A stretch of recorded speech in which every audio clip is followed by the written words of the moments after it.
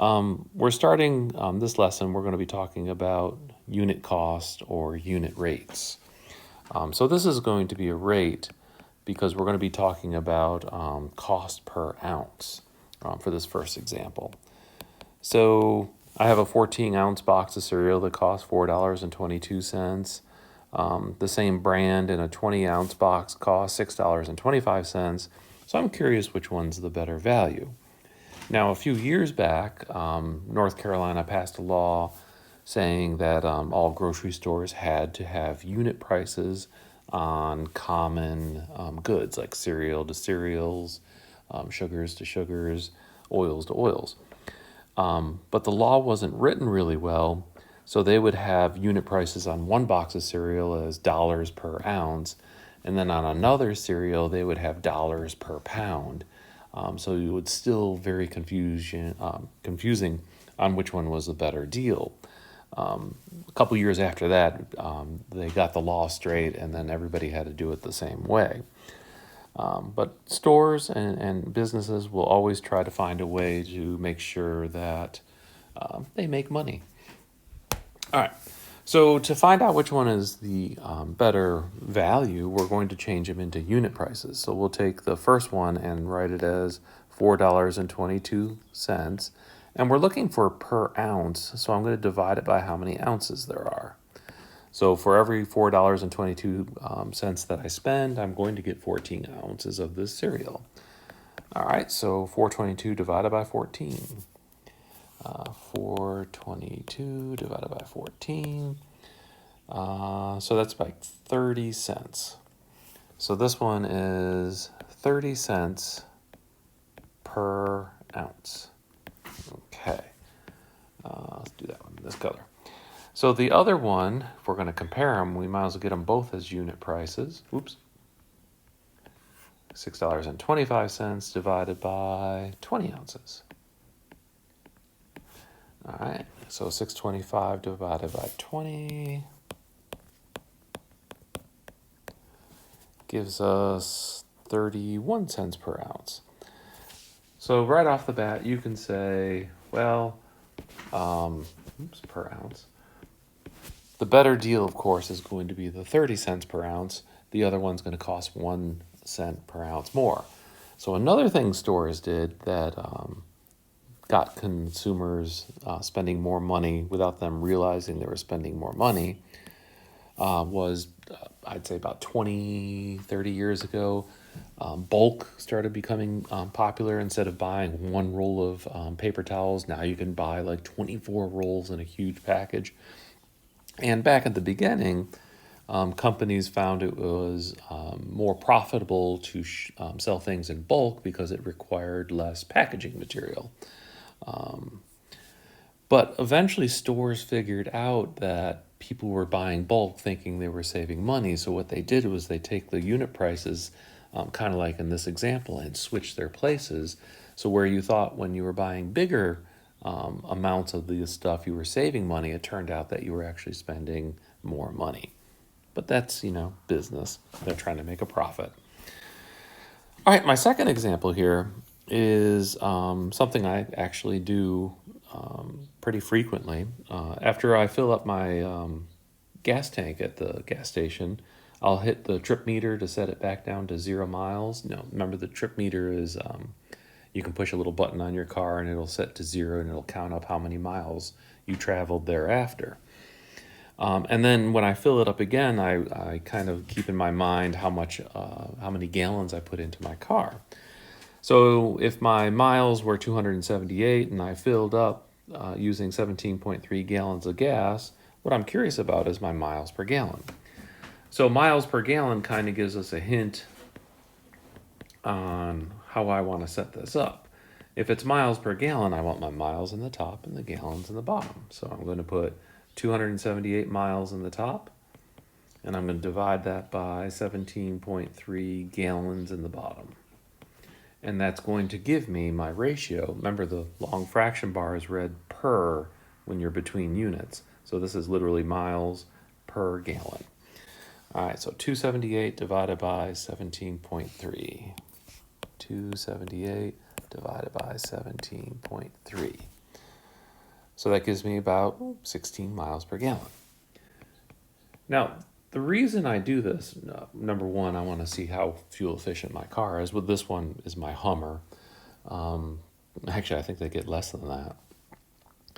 But the second reason is if my miles per gallon, right now I'm averaging about 28 to 30.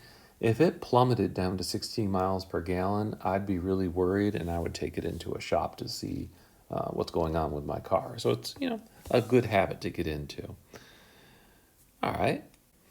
So using a unit rate, now that we've created one, being miles per gallon, I wanted to come up with a problem that had a unit rate in it. And I want to go step by step on how to process this question so that you think about what you're doing rather than just guessing about operations of multiplication and division. So just like with unit conversions, unit rate conversions are very similar. You're going to start out with what you have. Now, I don't have 22 miles per gallon. My car gets, or in this case, Patty's car gets 22 miles per gallon. What she's done is she's used up 13.3 gallons of gas.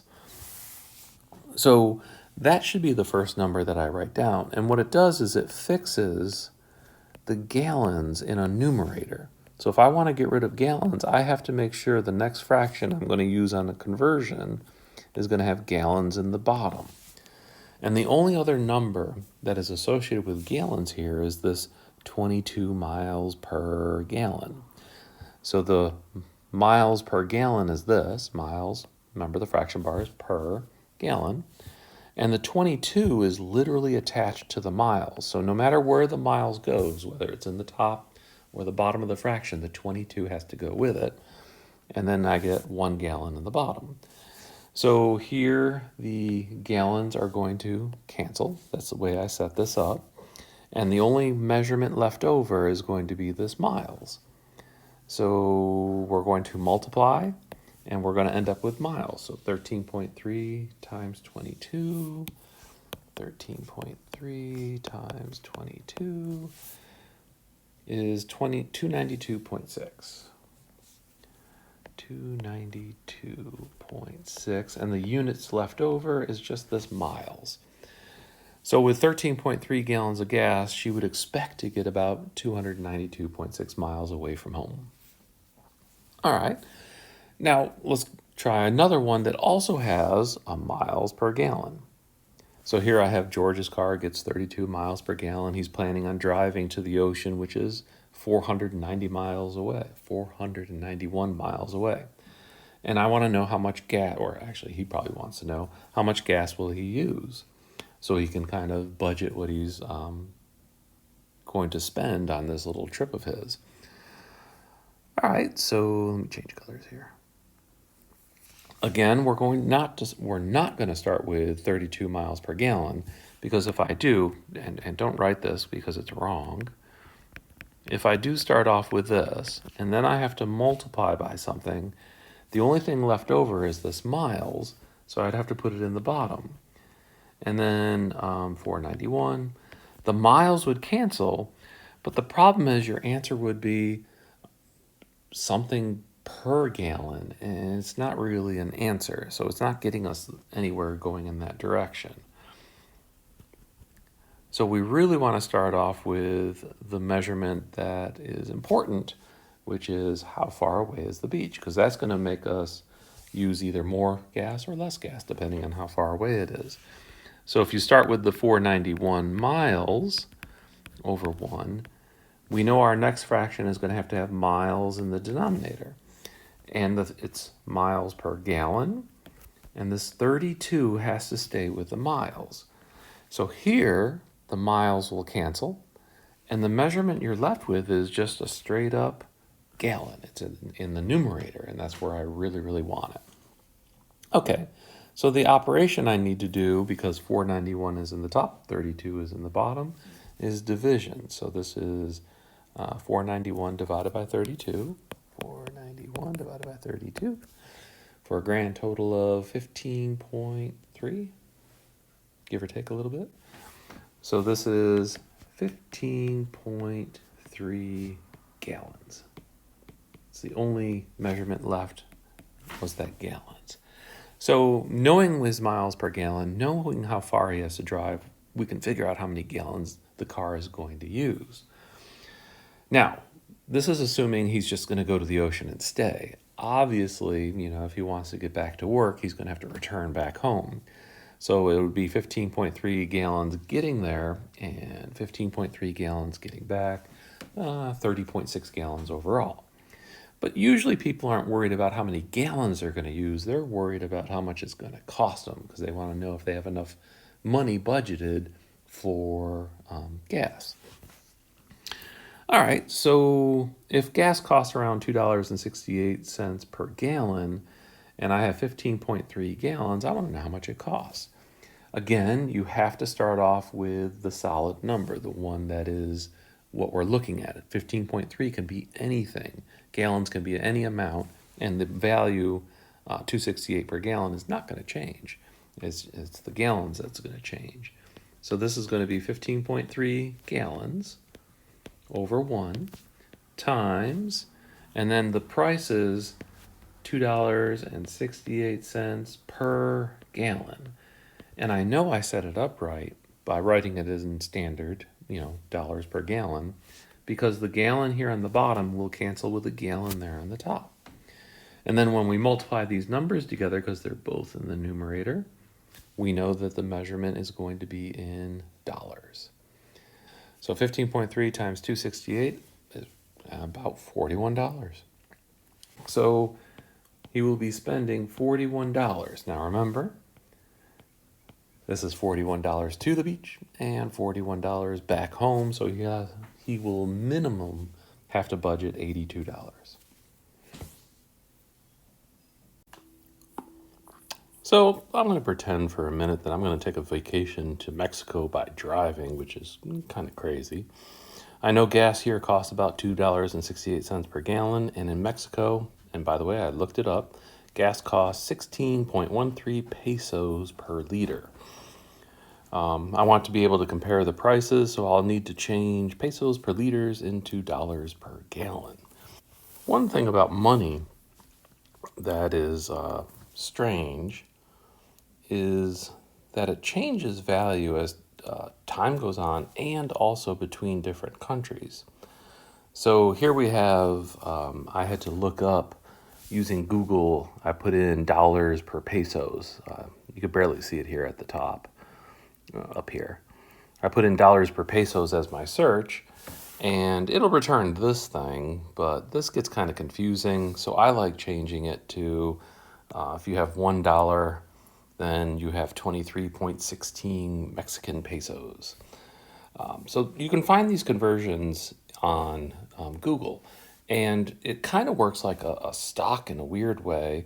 And some people actually use currency as a stock because you can see here that the price of it is going up and down depending on what the date is. So that's 23.16 pesos equals $1 US. Okay. All right, the other thing I had to look up on Google, it's not something I have in the top of my head, is how many gallons or how many liters are in 1 gallon. So I did a search for gallons to liters, and I typed in 1 gallon and it spit back out 3.79 liters. All right, so these are my two basically unit conversion fractions. So we always start off with what we have, and what we have is we want to convert 16.13 pesos per liter into dollars per gallon. So that's what I'm going to start off with. So I'm going to start with, let's just choose a different color. I'm going to start with 16.13 pesos per liter. It's not two T's. Liter times, and it's your choice which one you use first, the pesos to dollars or the gallons and liters. It doesn't really matter. So I'm going to go with the pesos. So if I put pesos in the bottom, then dollars is going to go in the top.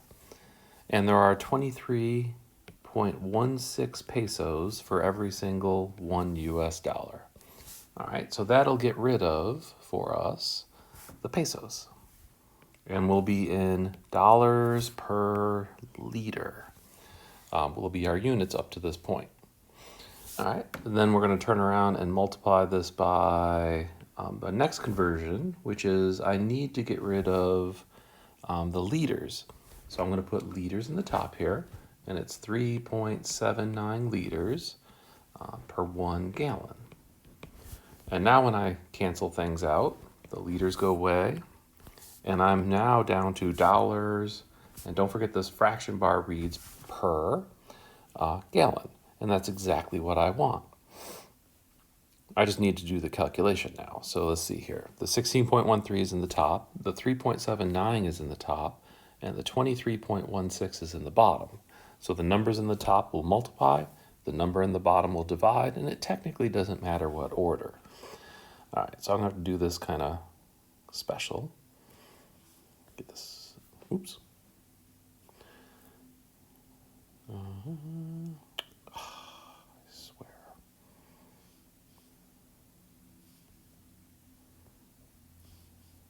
That's not what I want. There we go.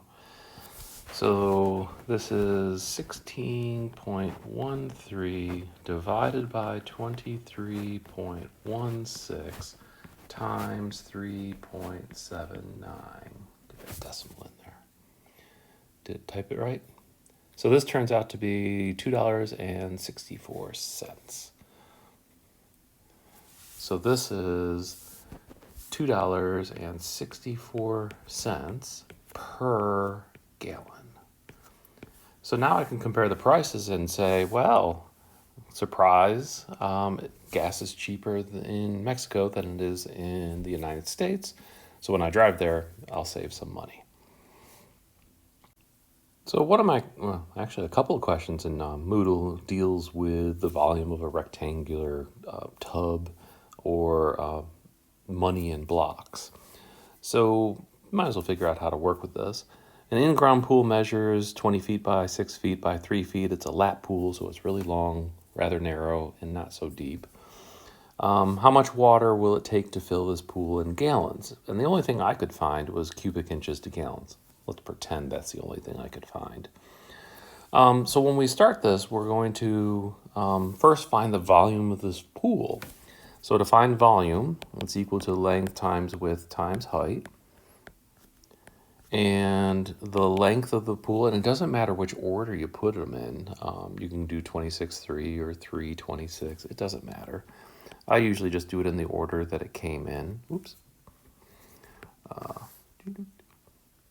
And by the way, that by symbol up here actually kind of tells you what to do with the dimensions to find the volume. You just multiply them. So it's 20 feet times 6 feet times 3 feet.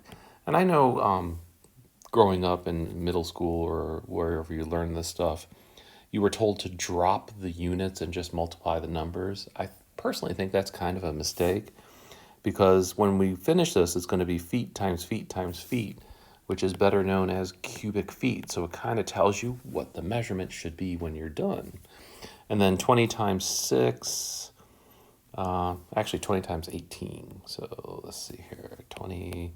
I can't do it off the top of my head. 360? Yeah, 360. So this is 360 cubic feet of water. Now, if this was the metric system, it would be much easier to convert it into volume. I wouldn't have to go looking up anything because everything's based on 10.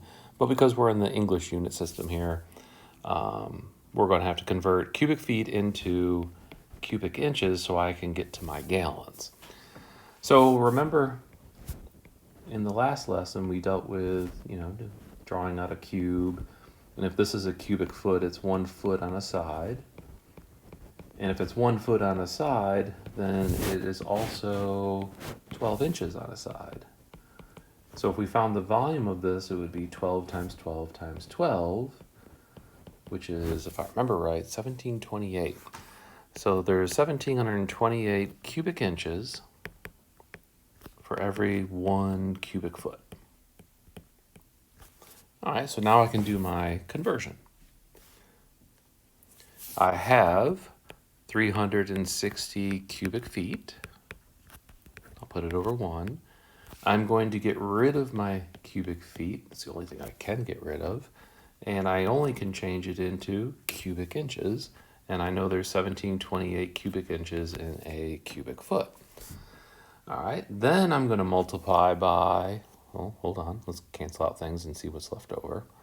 So the cubic feet here will go away, and our only unit of measure is cubic inches. So now I got to change my cubic inches into gallons. So I'm going to multiply this by, let's see here. I want to get rid of my cubic inches, and I want to change it into gallons. And there are 231 cubic inches for every single gallon. All right, and that really should do it. The cubic inches go away, and we'll get our answer, because the only thing left over is gallons. All right, so it's 360 times 1728, and the 231 being in the bottom is going to be division. So 31. So 2693, if we round. The 8 would push the 9 would push the 2. And then we get 2693. So this equals 2693 gallons. So your pool would have 2,693 gallons of water in it. That's a lot, and that's a tiny pool. If it was a full-size pool, you'd probably multiply that by 3 to 4 times. All right, that's it. I'm totally making up this problem, so don't go prescribing medicine based on my example. So a doctor needs to prescribe codeine to a child that weighs 73 pounds. The prescription guidelines gives 4 milliliters per kilogram per day for his age group and weight group. So if the child needs 2 doses per day, how much should the doctor tell the parent to give per dose? I'm going to add on to this question in a little bit, but let's deal with what's here first.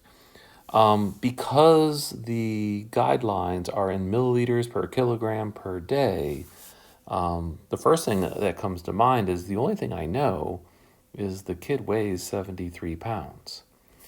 So I'm going to start off with that. So 73 pounds. And because the guideline has kilograms in it, I'm pretty much sure that I'm going to have to change pounds into kilograms. So I'm going to have pounds in the bottom here, kilograms in the top. And it is 2.2 kilograms for every 1 pound. If you go back into the previous video, you'll see that we talked about that. All right, so this one I'm just going to calculate right off the bat. So let's see here, 73 times 2.2, 73 times 2.2.